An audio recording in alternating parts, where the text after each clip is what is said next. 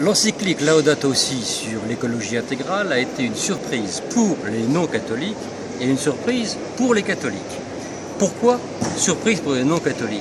Parce que la plupart d'entre eux ne savaient pas que l'Église catholique, le magistère, les papes, depuis Jean-Paul II, étaient engagés en première ligne dans le combat pour la responsabilité humaine vis-à-vis de l'environnement, l'avenir de la planète, c'est-à-dire l'avenir de l'humanité.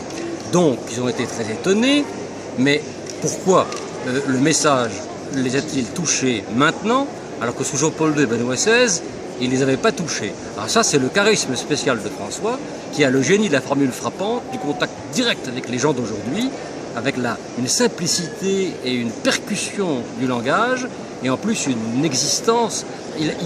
Oui, il porte l'évangile sur ses épaules, et il le vit, il est ce qu'il dit, et ça lui donne une crédibilité immense vis-à-vis de l'opinion mondiale, bien au-delà des milieux catholiques. Surprise aussi chez les catholiques. Pourquoi?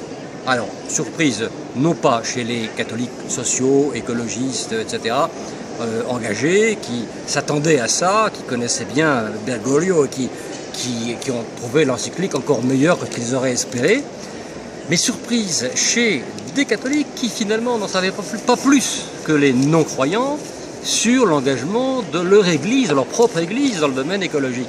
Alors pourquoi n'en savaient-ils pas plus? Là, ça pose un problème spécifiquement français. Parce que les Italiens étaient au courant, les Allemands, les Anglais, les Écossais, les Espagnols étaient au courant, pas les Français. Pourquoi? Parce que dans les paroisses françaises, les interventions de Jean-Paul II et de Benoît XVI dans ce domaine, interventions pourtant très fortes, ont été très peu relayées et commentées. Alors pourquoi? Ça, je n'ai pas d'explication, mais il n'est que temps de se réveiller, et maintenant que nous avons une encyclique fracassante, et le discours de Santa Cruz en Bolivie, qui est encore plus fracassant que l'encyclique, c'est une feuille de route pour les catholiques, parce que si les catholiques eux-mêmes ne savent pas ce que veut leur Église, alors on ne peut pas reprocher aux non-catholiques de l'ignorer, bien entendu, parce que c'est aux catholiques d'en informer les non-catholiques.